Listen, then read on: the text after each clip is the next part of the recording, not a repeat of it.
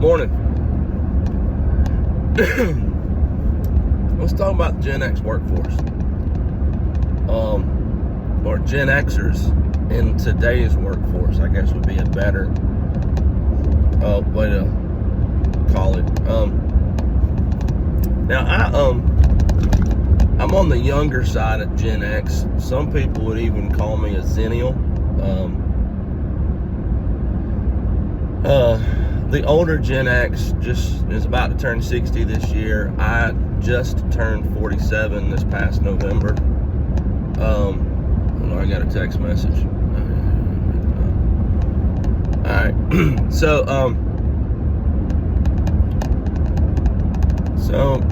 when I was a kid, I remember slot car mini sets. I remember stompers. When I was a kid, I was young enough to remember Atari, but Atari was kind of on its way out. I remember like the Mr. Gatti's pizzas with the big console Pac-Man games. So I am that old, but I'm also young enough that as I was in my junior and senior year of high school, home computers were becoming normal. Cell phones were just barely getting cheap enough to creep into the middle class.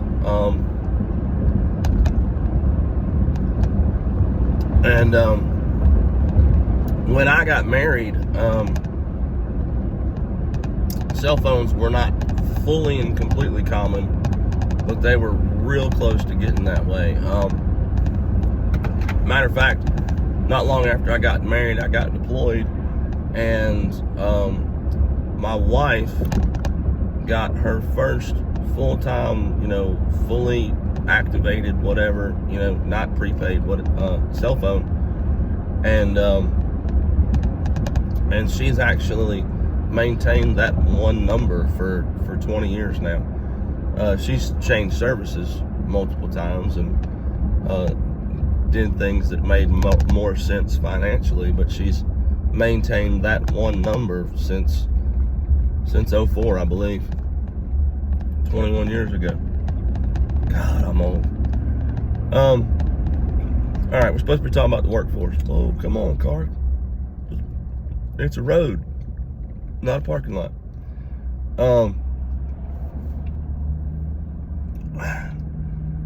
When I was 14, I got my first job, and I worked for a guy, and he owned a small lawn care business.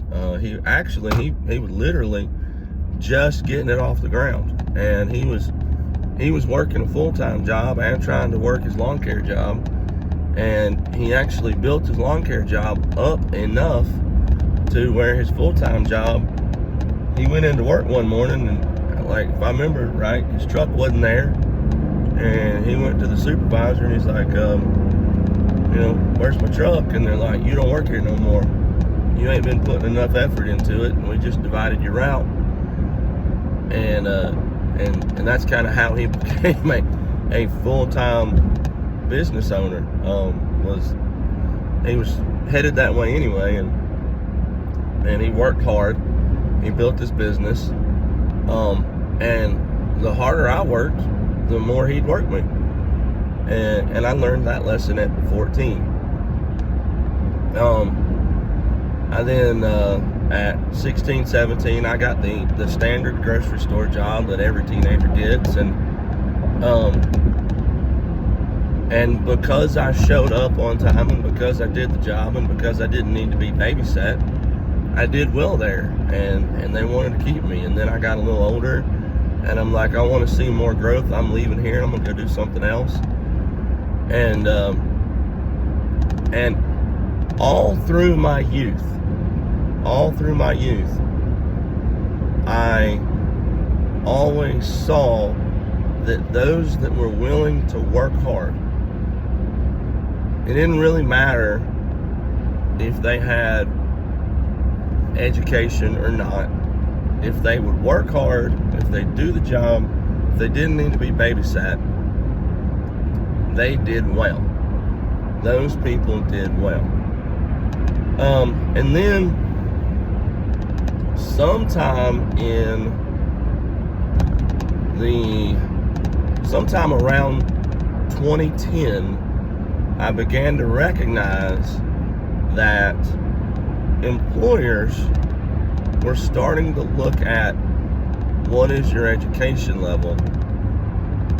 We don't care about your experience. We want to know what kind of certificate you're taking. And it still never really completely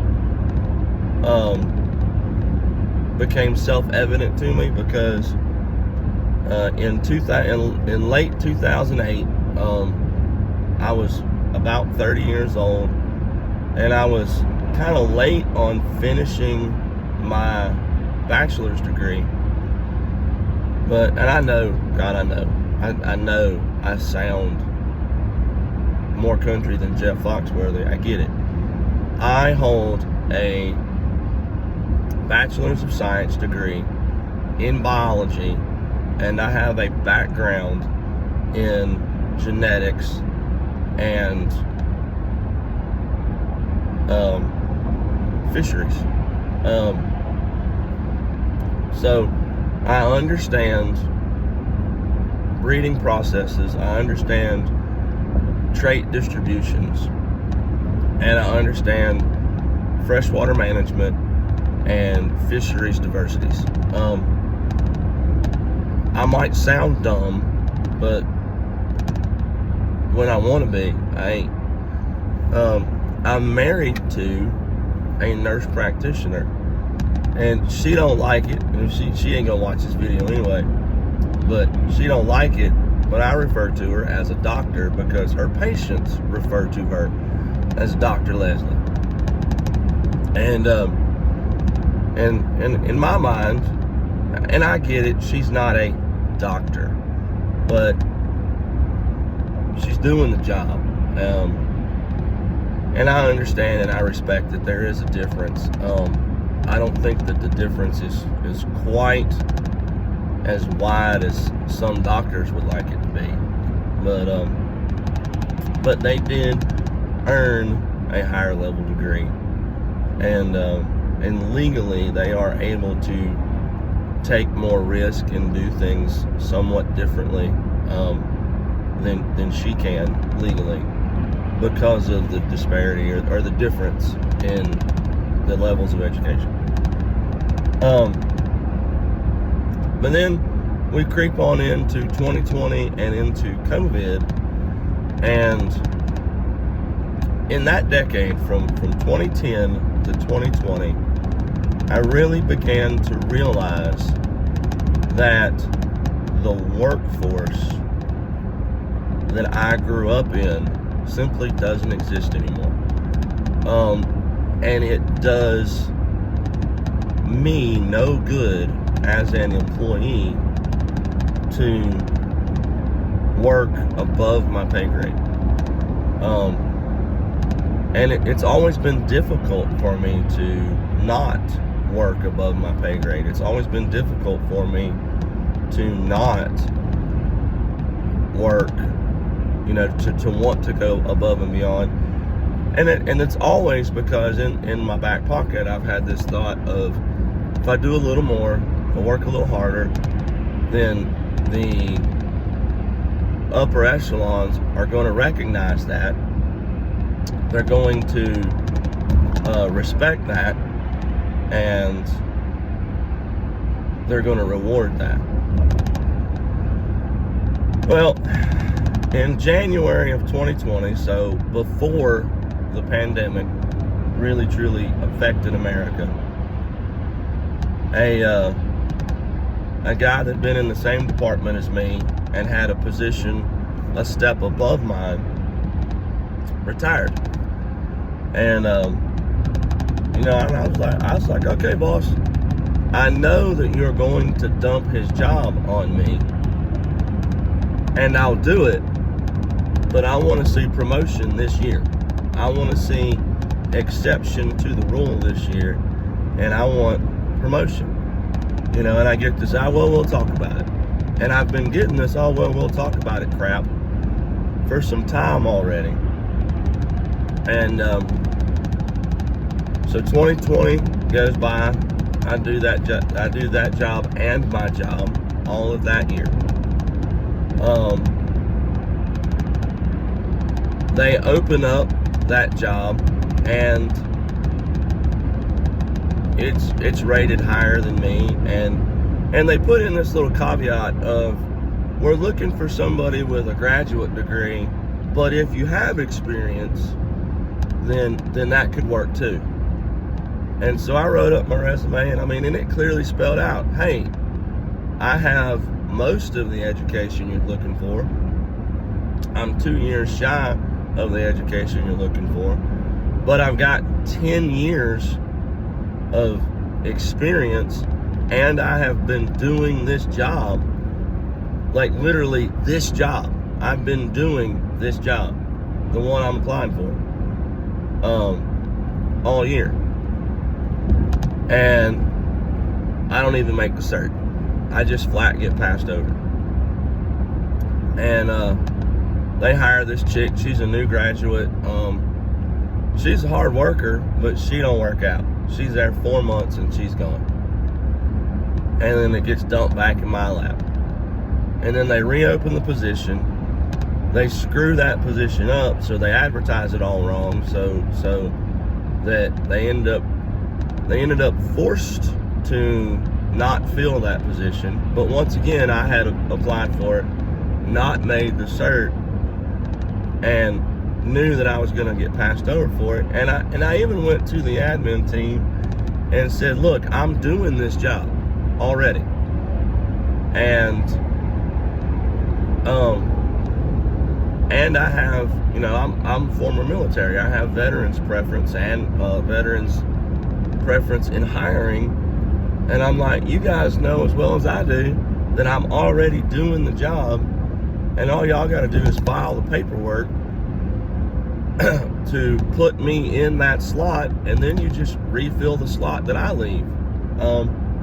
And then everybody's happy, because the job that you're trying to fill will continue to get done, and you can fill my job, and then I can teach the new person to do my job. And they're like, oh yeah, we'll look at that. And they didn't do that. And then we creep on into 23, 24. They open it again. I get passed over again. And they hire another girl with no experience and a graduate degree. And then they're like, hey, will you train her? Well, that was difficult. And it wasn't difficult because she sucks. It was difficult because I suck at putting up with this crap. And it was hard. And it was very difficult for me. And I had several conversations with people that I respect and that I trust, that I feel like are wiser than me, about me being mad about it, and about me not wanting to treat this new employee wrongly, to treat them with respect, but to try to figure out what is appropriate, like what is appropriate, what should the expectation actually be.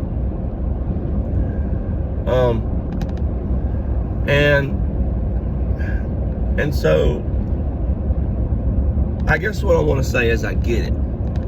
I totally get it. If you're like my parents and you're a boomer, now you're on the younger side of the boomer generation, and I don't know what followed boomers, but I would say my dad, my mom are both probably about the youngest possible age they can be and be boomers. They're both right there knocking on that door of 70. And my in-laws, they're like 5-ish years younger than my parents, and so I think that they're the older side of whatever was that generation right after boomers. And they go out to the Walmarts, they go out to the grocery stores, they go out to the various places, and they go out to these places and they get real frustrated because don't nobody want to work no more. Don't nobody want to show up no more. They got, you got purple-haired people with metal hanging out their noses, working as hostesses and whatnot, and I get it. It's, I get it. I totally get it. I'm old enough to get why that is off-putting and frustrating. But then I'm also, I'm like, okay, boomers, I get it. You're used to the merit-based work system. You only know the merit-based work system where you work harder and you get rewarded for it. And part of them, especially the younger boomers, I think that they worked long enough that when they retired, they were beginning to see that hard work had stopped mattering, and that education was really truly what got you paid. But I don't think they got to the point where they had to accept it and begin to understand it. But then the flip side is, if you're younger than me, and you're definitely younger than the boomers, and I don't know the generations. I get that there's millennials, and then there's Z. I guess it's Z and Alpha. I really don't know. And you got these younger generations, and they're looking at the cost of houses, and they're looking at what they get paid to do their jobs, and it's like, why bother? Why should I bust my butt for $60K a year? And okay, side note, I'm passing an old, like an old camper. It is super cool because it's an old vintage 60s camper, and the guy's got it good and clean, and man, you can tell it's either been well restored or well taken care of. But side note, ADD, whatever, just kicked in. I'm like, I want that camper. But that guy, he knows he's probably got. That's a good example. That camper, it's a 60s model camper, and that dude could put it on Facebook Marketplace, and at the right time and to the right person, he could sell it for 10 grand. There's no way it's worth 10 grand, but he could sell it for 10 grand. And now you got these guys that are just now turning 25. They're married, they got a kid on the way, and they may even make $100,000 a year. But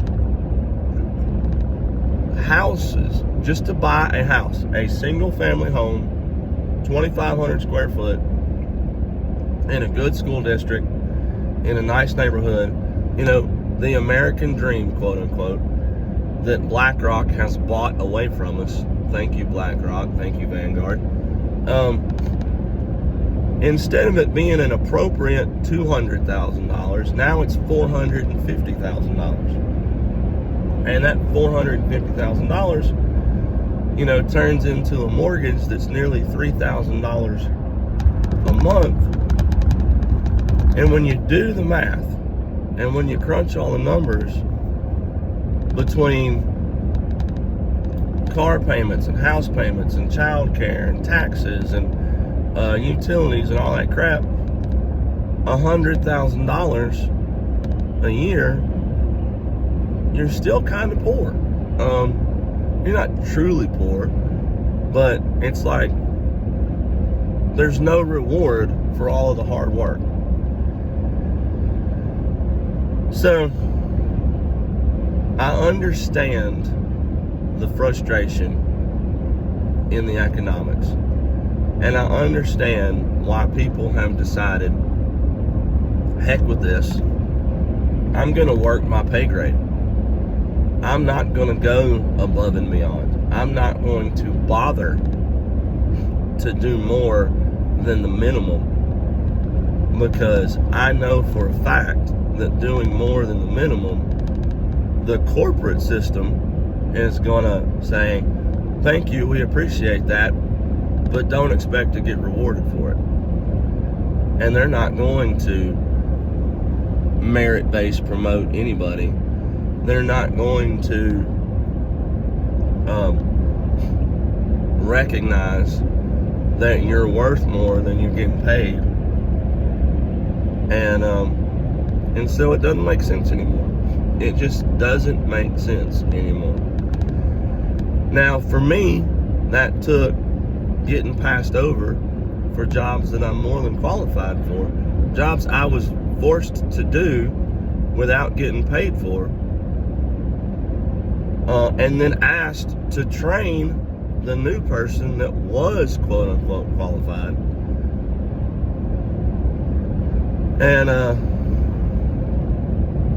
And yeah, so I get it.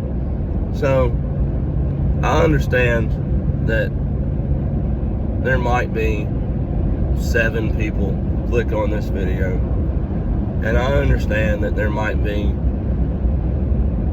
2 people that actually make it to the end of this video. But it's real simple. It's real simple. I'm gonna explain it to you really super simply. If you want to make really truly good money in this economy right now, learn to provide a service that other people have to have, or at least feel like they have to have. Something that they can't do for themselves, that they're willing to pay a lot of money for, and then charge a lot of money to do it. If you want to be a quote-unquote professional, great, go to school. But don't just go to college for the sake of going to college. Take your butt to medical school and become a full-fledged medical doctor. Take your butt to law school and become a lawyer. Take your butt to architectural school and become an architect or an engineer. Don't go get a general degree in English and think you're going to make a crap load of money being a teacher. Don't go get a general degree in history and think you're going to make a lot of money in a corporate system. Now, you might be good at sales and you might do really well getting yourself a underwater basket weaving degree and going out and selling insurance, but that's not because you got an education. You could have done that with or without the education, just because you're good at sales. But if you truly want a legitimate and a rewarding career, this is the time to be a plumber. This is the time to be an electrician. This is the time to be a welder. This is the time to do those things. And to recognize that you have a skill that other people either can't, won't, or don't, well, can't or won't. Yeah, they can't. They physically can't, or they're too freaking lazy and they won't do it. But when somebody's septic tank is backing up and their tub is starting to smell like their septic tank, and you're willing to go out there, put on some gloves and some work boots, dig that joker up, retrench all those lines, learn how to run that equipment, learn how to take a giant concrete box out of the ground, reinstall a new one, and make that system work again. You can go in there and say, hey, if you want the crap to leave your tub, I can fix it. It's going to cost you $10,000. What are they going to do? What are they going to do? It's not wrong to charge for your skills. Don't just give your skills away. Go learn a skill. Go pick one of those skills that people either A, can't, or people A, are just too daggum lazy and won't do. Recognize that people believe that they have to have it done, and then say, hey, I can do that. It'll be 10 grand. Because all your competitors out there are doing the same thing. Now, don't go jump into a system where it's like, hey, I got 30,000 homes and 30,000 competitors. No. You want to go find you something where you got 30,000 homes in a community and 3 competitors. Because when there's 19 different HVAC companies that they can call, they'll find that one side job guy that'll do a half-ass job and charge them a half-ass price. Excuse my English. Let's just be honest though, that's what happens.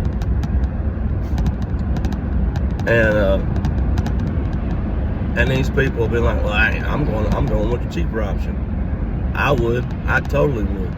Of course, I'm the guy, I don't even know how to do HVAC, and I'm the guy that will take my air conditioner apart, look for the part that's burnt up, and then try to order that part online and replace it, see if I can't fix it myself, knowing I don't know a dang thing about electricity, and knowing that if I arc the wrong thing against something, I could cook myself deader than a freaking hammer. But I'm cheap, and I'm gonna do it. So, yeah, that's my tirade. I get it. I understand. Young people, I understand. Working at McDonald's and getting paid minimum wage is not worth your time anymore. See, when I was in high school, young people, I got paid $4.25 an hour. $4.25 an hour. And when I was in high school, making $4.25 an hour, I could work 1 hour and I could buy 5 gallons of gas. Now, I don't even know what minimum wage is. I don't know, what is it? 7, 8, 10, 12? I don't know. But if it's $12 an hour, so 3 times what I got paid at minimum wage when I was 16. And you're paying what? Depending on what state you're in, you're paying anywhere from $2.85 to $7 a gallon. Now I get California and New York, places like that. Their minimum wage is what, $15 an hour now? $15 an hour minimum wage and $7 a gallon gas. I get it. It's not worth going to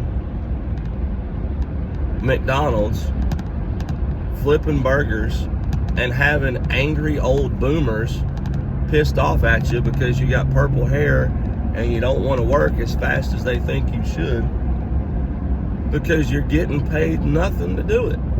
You're literally not making enough money to keep your tank full. Forget paying your insurance. Forget actually having some money to go out and do a few fun things. I mean, I get it. I get it. So we are in a weird economy. We just are. And we're in a time where the boomers are old enough to think,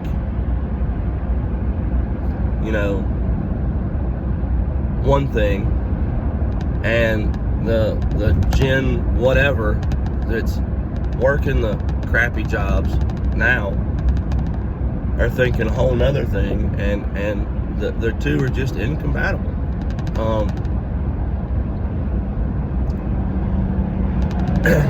What we're going to have to do is we're going to have to work together to drive down prices as as a population. The only way that we are going to manipulate the market is to just simply refuse to do anything. We're going to have to decide as a population, we are going to buy as close to nothing as we can. And I know that sounds ridiculous, but if you're like, okay, I would like a new hoodie, but a new hoodie is more than I want to pay for it, I ain't paying for it. I would like to go out and see that new movie, but I don't want to pay for it. Don't do anything you don't have to do. Look at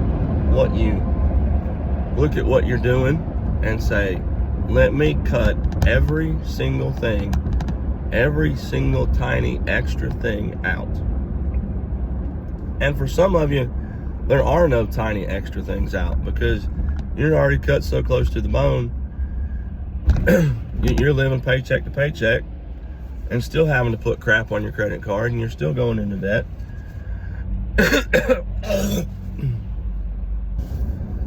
The only way we're going to drive these prices down is by letting things expire on the shelves. The Walmarts are going to have to start recognizing, oh crap, the old stock still hasn't sold and we got new stock coming in. The fuel companies are going to have to start realizing, hey, our tanks aren't going empty and we still got new shipments coming in. The car companies are going to have to start looking at their surpluses and saying, why aren't these cars moving? We are still being consumers, and the only way to force the economy prices to come down is to stop consuming.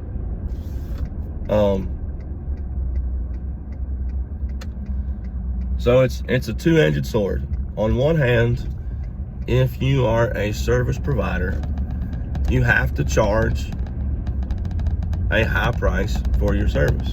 You have to. But on the other hand, if you're a consumer and you can absolutely not die without it, don't consume it.